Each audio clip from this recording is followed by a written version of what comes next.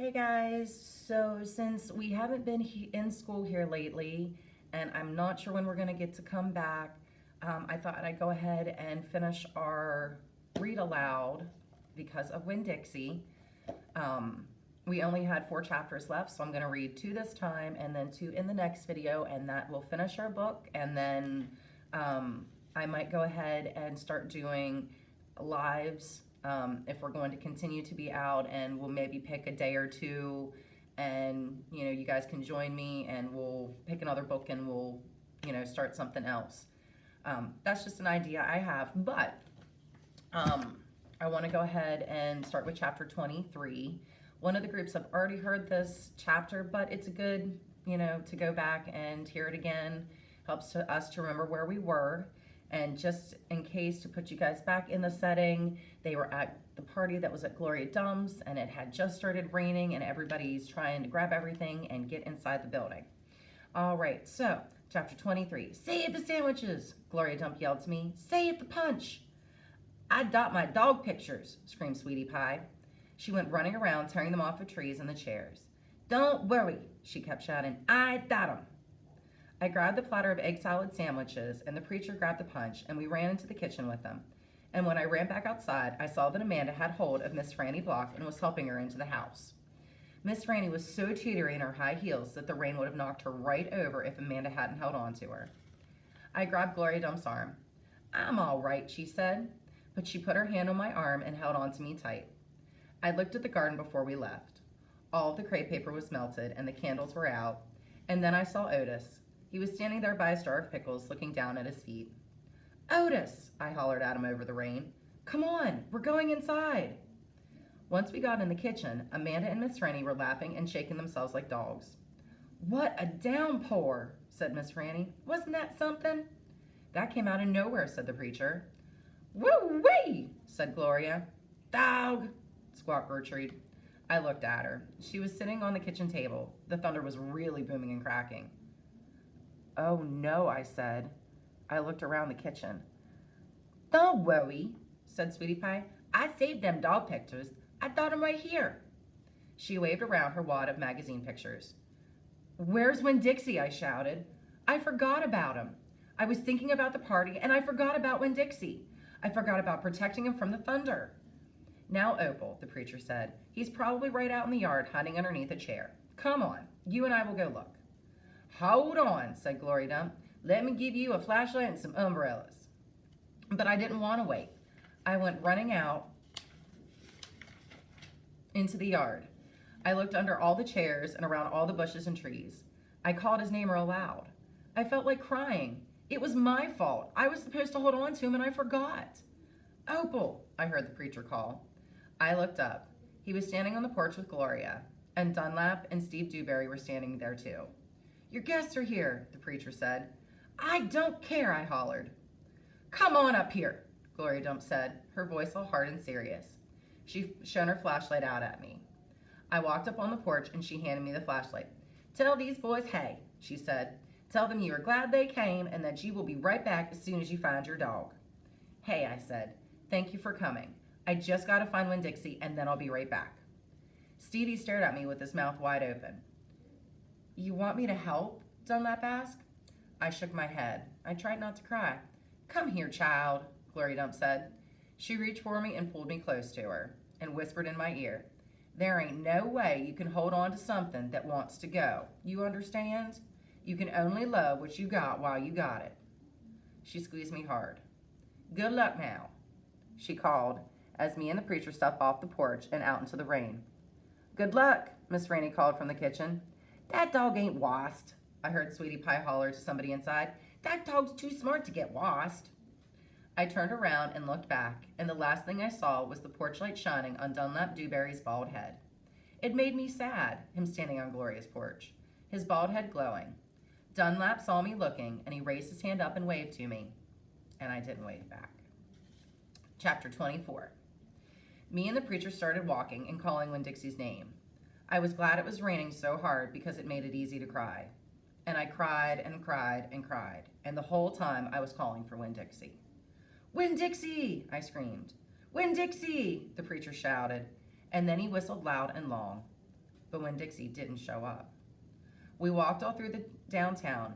We walked past the Dewberry's house and the Herman W. Block Memorial Library, and Sweetie Pie's yellow house and Gertrude's Pets. We walked out to Friendly Corners Trailer Park and looked underneath our trailer.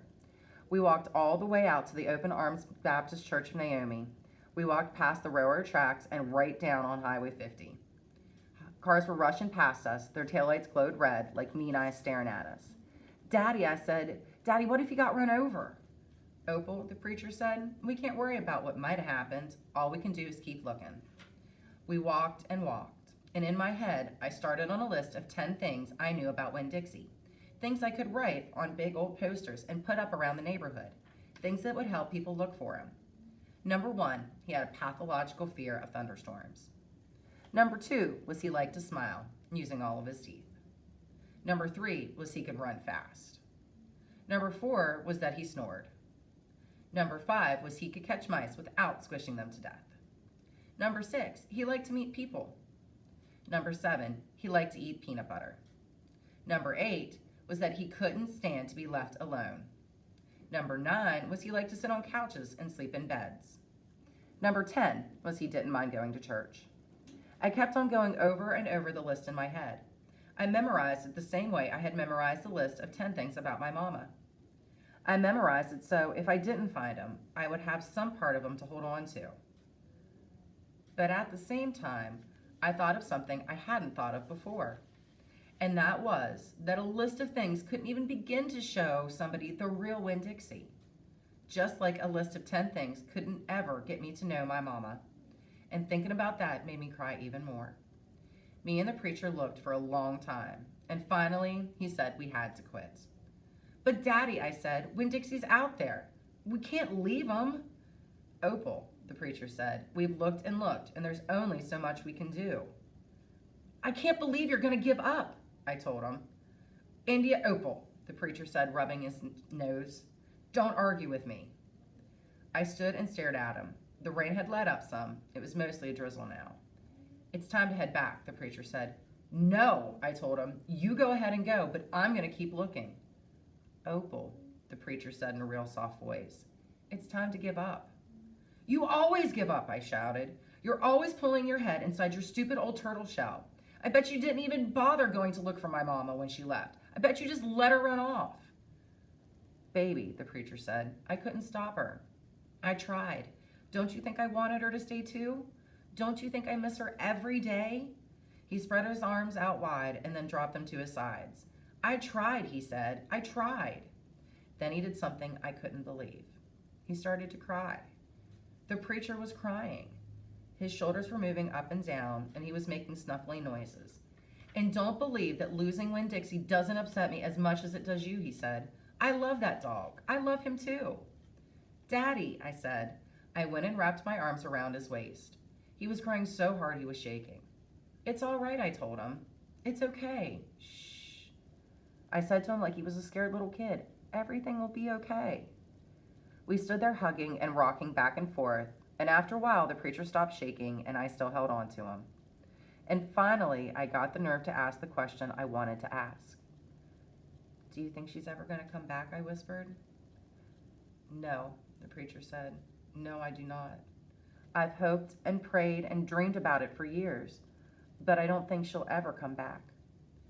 Gloria says you can't hold on to anything, that you can only love what you got while you got it. She's right, the preacher said. Gloria Dump is right. I'm not ready to let Winn-Dixie go, I said.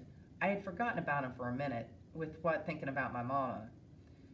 We'll keep looking, said the preacher. The two of us will keep looking for him. But do you know what? I just realized something, India Opal. When I told you your mama took everything with her, I forgot one thing, one very important thing that she left behind. What, I asked. You, he said. Thank God your mama left me you.